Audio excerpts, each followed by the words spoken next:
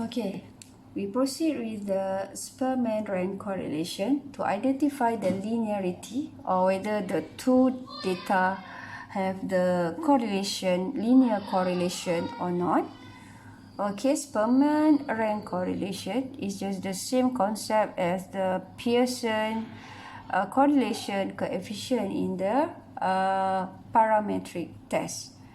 Okay, and the value of the correlation must be between -1 and 1. Okay, the test statistic here is RS. Okay, as refer to the Spearman test. Okay, and then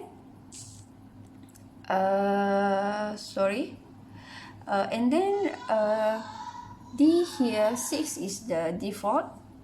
Okay, and then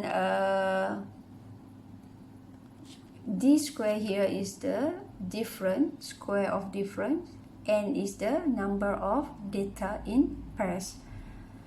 So the step involved is we have to rank each data set, subtract the ranking, square the difference, and substitute into this formula.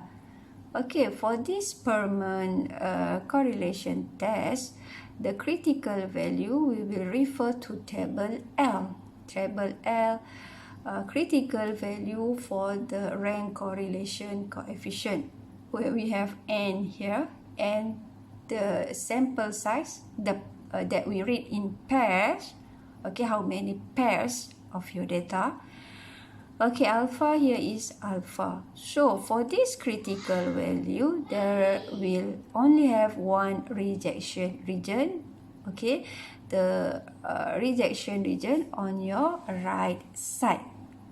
Okay, so for example, okay, example 8.5, okay, 2 students were asked to rate 8 different textbooks. So we have 2, 4, 6, 8 data here. So small n is equal to 8. Okay, so a point were assigned for each of several categories such as reading, blah blah blah blah. At alpha 0.05, test the hypothesis that there is a significant linear correlation.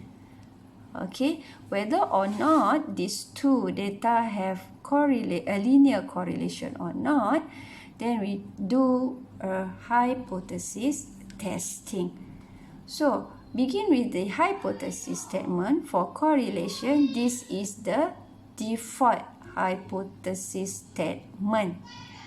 Okay, where H0 is rho equal to 0, whereas for H1, rho not equal to 0. Rho equal to 0 means that there is no correlation. Okay, whereas for rho not equal to 0 means there is linear correlation between the data.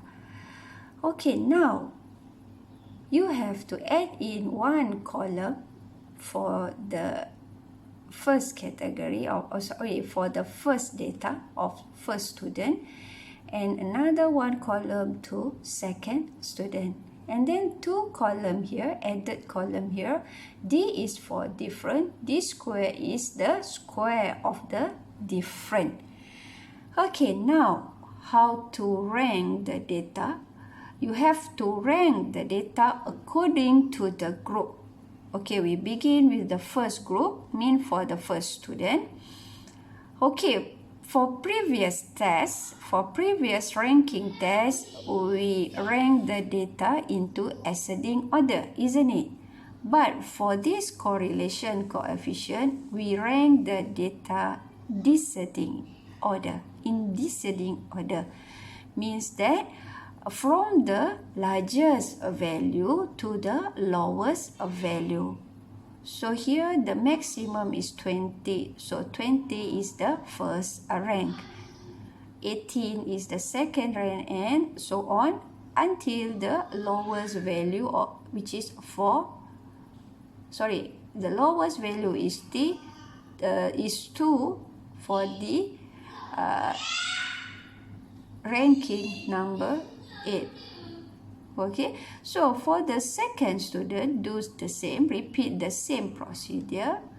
The maximum rating here give the first rank, the lowest rating give the highest rank.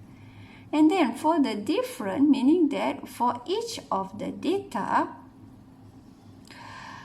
rank for the first student minus the rank for the second student or the second data. 7 minus 8 is -1. 4 minus 7, -3, and so on. And here is the d square. Okay, you just square the value of the different. 1 square, 3 square, 2 square, and so on. So we want this summation of d square. Okay, it is equal to 30. You just put into the formula here. Okay, so this is the default 6. Okay, this is n. And in your case is 8. We have 8 pairs of data here, so 8. So n square minus 1, you will get 0.6429. Remember that this value must be laid between -1 and +1. Okay. So for the critical value,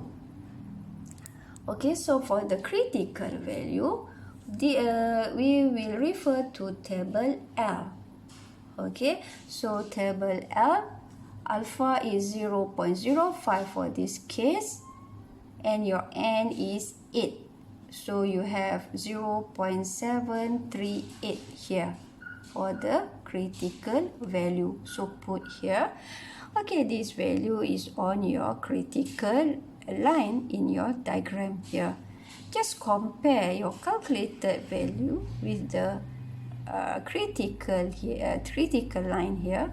This value is fall into this clean area. This clean area is the acceptance region. So you accept H null. When you accept H null, means that you look at the symbol for your H null. What is the symbol here? Rho is equal to 0. Rho is equal to 0 means that there is no significant correlation, okay, between the two group or two students. Okay, then to test your understanding, you should do this exercise on your own.